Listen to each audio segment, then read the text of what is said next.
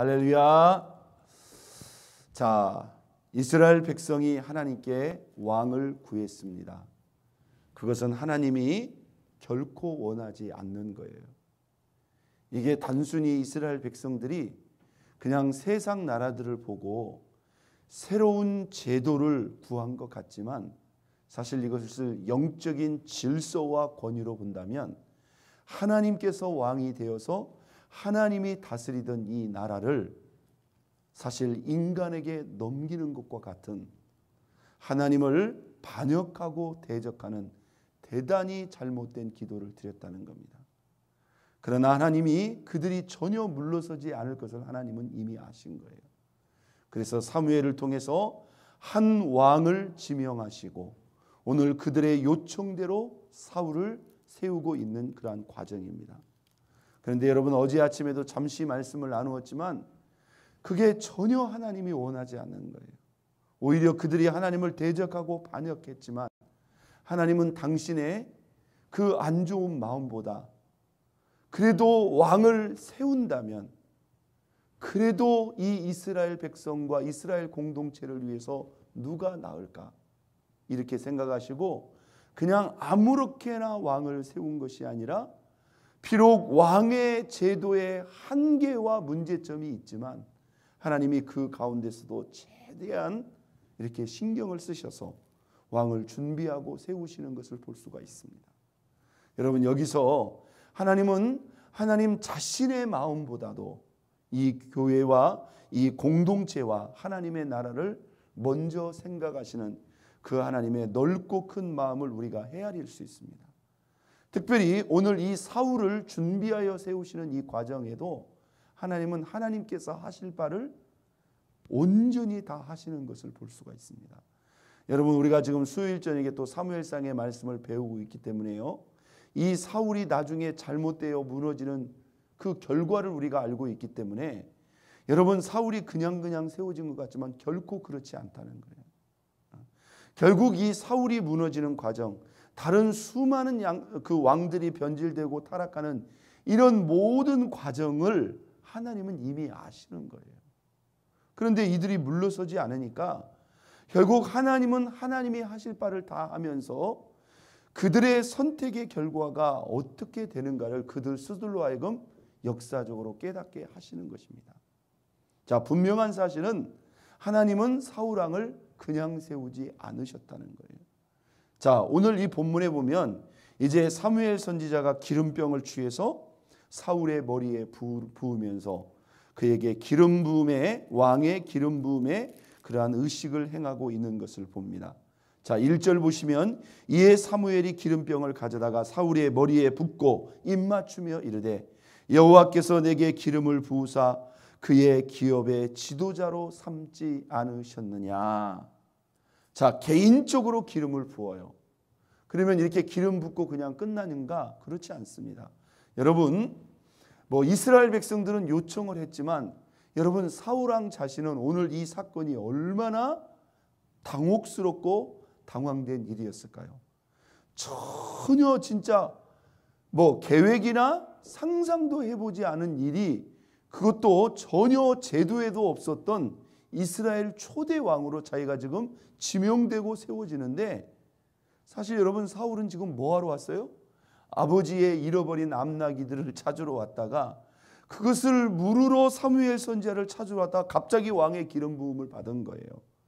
그러니 여러분, 사울 왕 자신은 얼마나 혼란스럽고 당황이 되겠느냐 이 말이에요. 자, 왕의 기름 부음을 받았지만 여러분, 사울 왕의 입장에서 보면 진짜 하나님이 나를 선택한 게 맞아? 이거 뭔가 잘못되고 내가 그냥 왕의 기름 부음을 받은 것 아니야?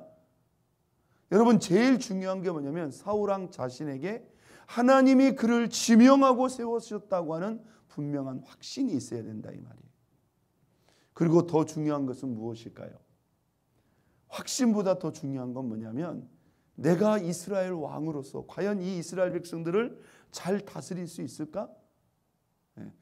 하나님이 그와 함께 하시는 그러한 은혜와 능력이 그에게 필요하다는 거예요. 그런데 오늘 이 본문 속에 보세요.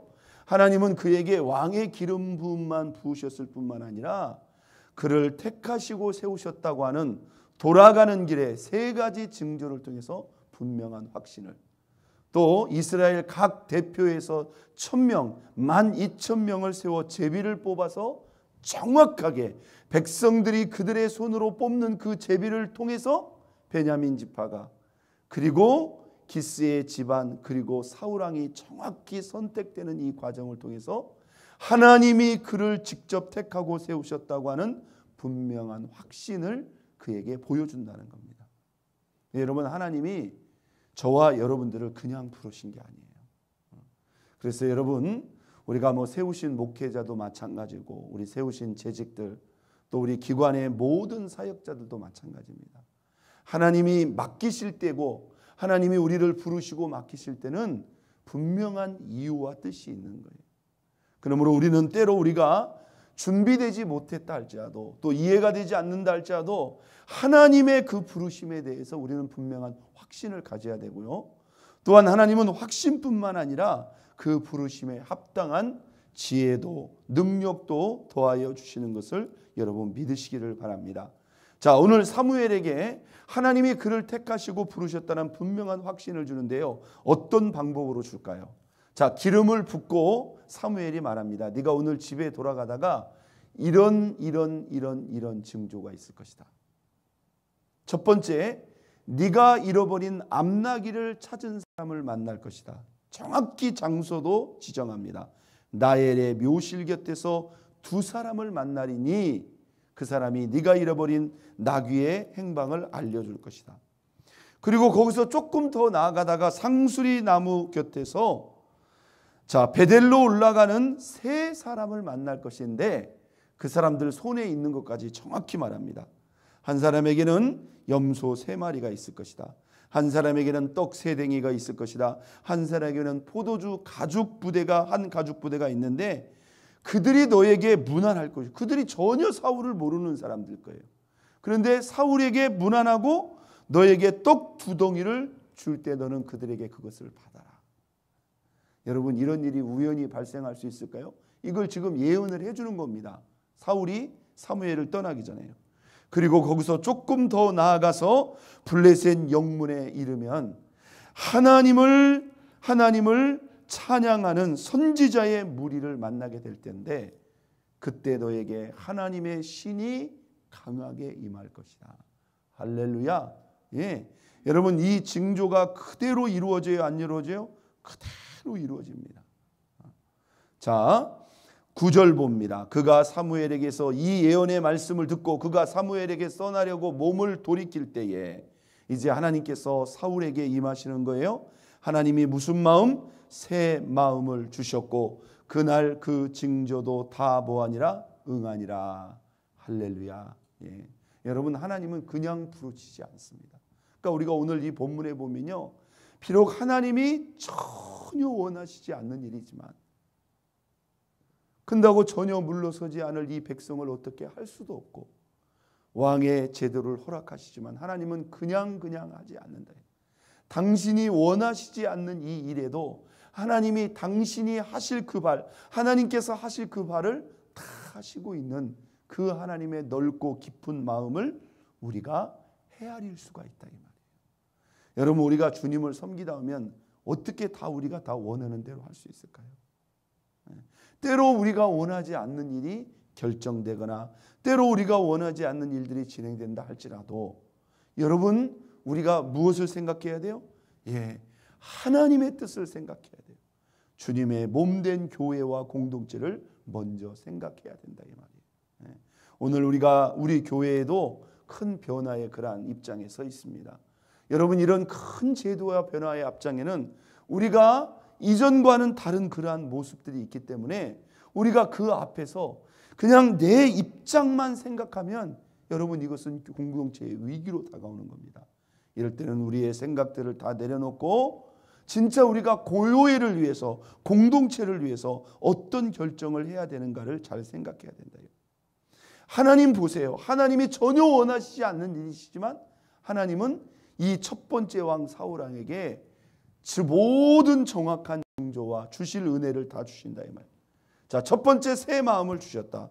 두 번째 10절 봅니다. 그들이 산에 이를 때에 선지자의 무리가 그는 누굽니까? 사울을 영접하고 하나님의 영이 사울에게 크게 임함으로 그가 그들 중에 예언을 하니.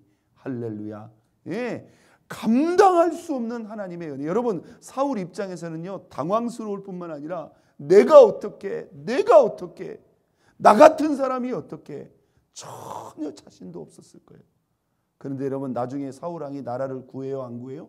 구한단 말입니다. 하나님이 우리를 부르실 때는 부르심에 확신도 주시고 부르심을 감당할 수 있는 은사와 능력도 다 예비해 놓고 있다는 것을 우리가 기억해야 됩니다.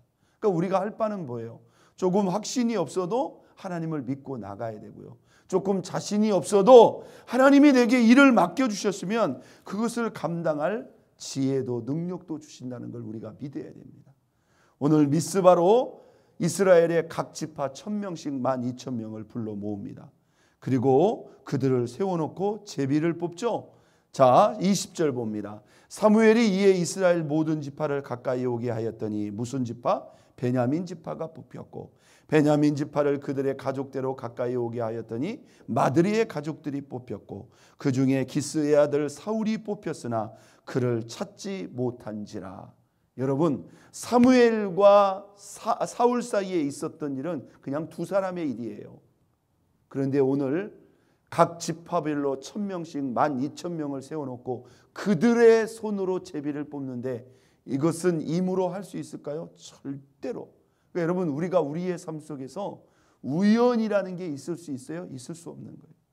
하나님은 그것까지도 사울이 돌아가다가 어느 길에서 어떤 사람들을 이렇게 만날 것이다. 그것도 그날 아침에 들은 예언이다 이 말이에요. 그러니까 여러분, 오늘 우리에게 주어진 이 하루의 일과 속에서 우리가 오늘 어디를 가서 누구를 만나고 어떤 일이 있을 것인가, 하나님은 그것을 미리 다 보고 있는 거예요. 믿습니까? 그것뿐입니까? 12,000명을 그것도 지파별로 1000명씩 세워놓고 그들의 손으로 제비를 뽑는데도 하나님은 정확히 베냐민 지파가, 마드리의 가족이, 기스의 가족이, 오늘 사울이 정확히 뽑히게 했으니 여러분, 우리가 우리 손으로 하는 일도 그게 우리의 뜻과 의지로 하는 것 같지만 하나님은 그것까지도 뭐예요? 완벽하게 주관하고 다스릴 수 있는 거예요. 할렐루야. 여러분, 그렇기 때문에 우리 하나님이 우리의 모든 만물의 주인이요 주권자라고 우리가 인정할 수밖에 없는 것입니다. 할렐루야. 그런데요, 사울왕 자신은 뭐예요? 자기가 선택되었는데도 어떻게 했어요? 너무나 자신이 없어서 저 뒤에 가서 숨어버렸어요. 오늘 본문에 보니까 찾아도 찾을 수가 없다. 그래서 그들이 기도합니다. 하나님, 도대체 뽑힘받은 사울이 어디가 있습니까? 하나님이 뭐라고 말? 저가 지금 어디에 있다? 짐 보따리들 사이에 숨었느니라. 할렐루야. 여러분, 저와 여러분이 하나님 앞에 우리 자신을 숨길 수 있을까요? 못 숨깁니다. 하나님은 정확히 그를 제비 뽑게 하실 뿐만 아니라 지금 있는 장소까지, 그래서 그를 세워서 모든 이스라엘 백성들 앞에 세우고 오늘 왕의 만세를 부르게 하는 것을 볼 수 있습니다. 여러분, 하나님은요, 하나님의 나라를 위해서 오늘 사람을 부르시고 세울 때 그냥 부르시고 세운 것이 아닙니다.